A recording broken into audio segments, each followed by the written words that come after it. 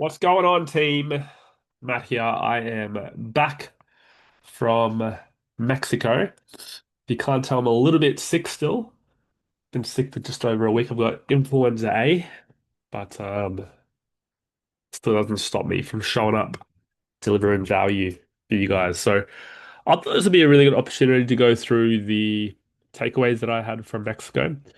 Um, I went to Mexico purely for a business event for my mentor's event, and yeah, just had really good conversations with multiple six, seven, eight-figure business owners about, what's working for them, what's not working for them, and got really good, actionable insights from them. And I think that's the one of the biggest things when you're working with a mentor is you want access to the other clients or the other members in that community.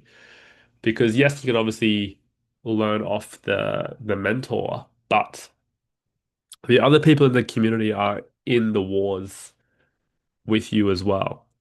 So a lot of the time they have some insights, they've had challenges, they've had breakthroughs that they could share with you as well, because nothing ever goes to plan.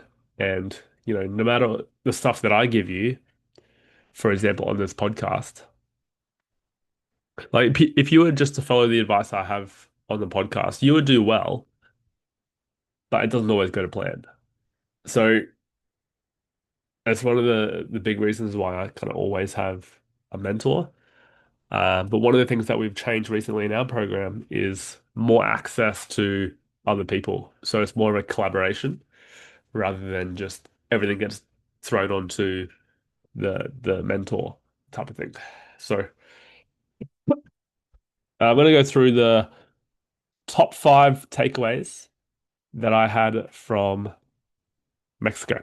So in no particular order, I've got um, five things that I think will be um, the biggest things that I'm going to take back into my business. So, the first one is your audience decides what's valuable. So there was a guest speaker called Caleb. I can't remember his last name, but he worked with Gary V, Alex Hormozy on their content strategy. And the biggest thing that I took away was, you may think something is valuable, but it's up to your audience if it's actually valuable or not. It doesn't matter what you think. It may bruise your ego, but you know, it's the audience who decides what's good and what's not. I was on a coaching call this morning with a client or with a bunch of my clients, and he was like, "Well, what type of reel is shorter? What type of reel is better, a short reel or a longer reel?" And I was like, "Well, it depends how long you can keep people's attention for. But in reality, do both and test which one gets more interaction, more engagement, more views, and that'll determine your answer." Let the audience decide what's good and what's bad. Okay, so I've got a couple of notes here. We often overthink our content. Is this post good enough? Will people like it? The reality is you don't get to decide what's good. The market does. Your job is to consistently show up and publish. Let the audience engage, react, and determine what hits, then double down on what works. So I thought that was very, very insightful. One of the biggest things that I learned um, while in Mexico. Number two, you control the rules of your business. I'll read my little blurb and then I'll expand. If you're not enjoying how your business runs right now, change it. You're not locked in. Whether it's your calendar, how you coach, or the type of clients you take on, it's your business. If something needs adjusting, it starts with a simple conversation with your clients. They'll respect you more for being clear and setting expectations. I literally had this conversation with all my clients this morning on our coaching call. There are a couple of things that I weren't necessarily happy with, and it wasn't necessarily the direction I wanted to go in. So I just changed it. Just had an open conversation. I said, look, this is the reason why we're doing it. This is why we're changing it. And this is what it's going to be like moving forward. And, people understood the reasoning behind it. But at the end of the day, like, you're in control. The good thing about business is you determine how you want it to run, what you want it to look like. You don't have to take on people that you don't like. You don't have to take on people that aren't your style. Okay, it's your business. Next one. Speed of decision making is a superpower. The most successful entrepreneurs don't get caught up in analysts. How do you say this? Analyst paralysis. They make fast decisions, act and course correct if needed. Perfection isn't the goal, progress is. You'll move 10 times faster by failing forward than by standing still trying to get it right the first time. This is probably the biggest one. Every single person that I met over in Mexico, whether multiple six, seven, eight, nine-figure business owner, is they've all failed. They've all failed before, and they just they just run at things head on. The only thing really holding you back is is yourself. It's just making a decision to get started, or it's just making a decision to go all in. You know, how many how many times have you thought about going online, but you're too scared? I've had this conversation with so many people, and I had it myself. I was too scared to go online. Too scared. I tried to have all the perfect scenario lined up. In reality, I could have went online years ago, and I'd probably been in a better position. But I just overthought it. So if you think about it right now, have a bit of a reflection right now. What are some of the decisions that you're holding back on? Maybe it's to hire a mentor. Maybe perhaps you're on the fence of working with me. Now's the time. Send me that message. You've been waiting all this time. What's the worst that can happen? So make the decision, act fast. If it doesn't go to plan, then you just course correct. Go a different plan. But every single successful person that I know has, they've got their own story of failure that they've had. I've had multiple failed businesses before, but I'm still standing. I'm doing quite well now. So speed is everything. Okay, next one. Onboarding can make or break client success. So my most client issues down the track stem from a poor onboarding experience or poor onboarding process. If someone joins your program and isn't clear on what to do, where to get help, or how to get results, they're already on the path to failure. You need a structured, repeatable onboarding system that builds confidence and momentum from day one. So one of the things that I identified while I was in Mexico is my onboarding process wasn't super clear. We've actually lost some clients because of this.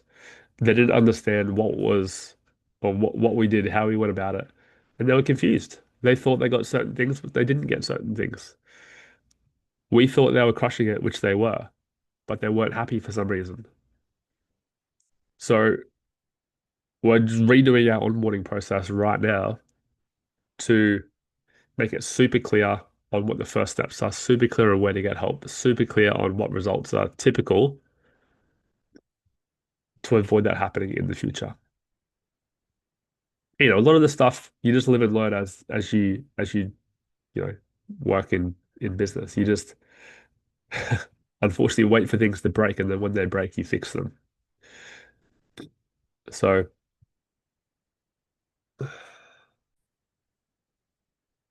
in fact, I actually did a training on onboarding for my clients last week, actually. So, if you do want a copy of that, um, let us know.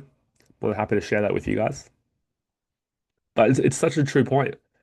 Like when you're onboarding PT clients, you need to get them some wins when they first start, because otherwise they're not going to stick around for long term.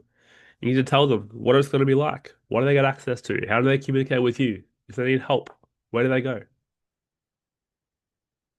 Because otherwise they will leave. They will leave. And the last one, what gets measured?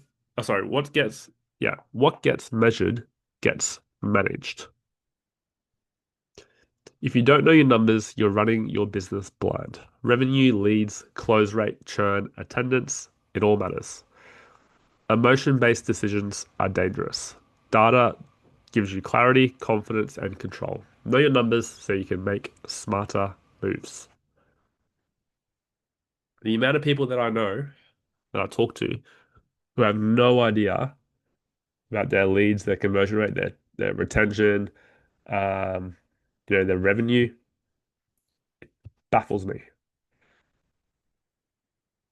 Absolutely baffles me. How do you expect to get ahead if you don't know what's actually happening? You're just guessing.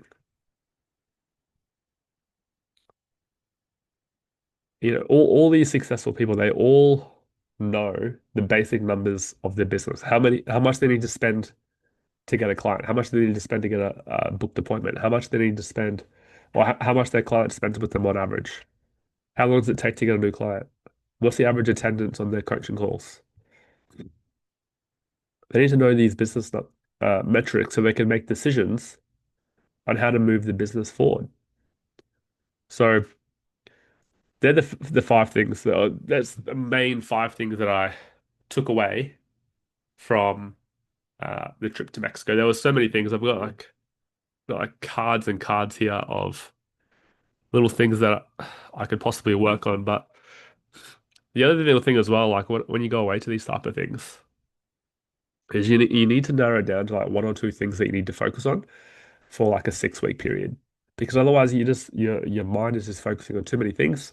Like I'm pretty blessed now that I've got me and Jason. So Jason's works on all the systems side of things, automations and that type of jazz.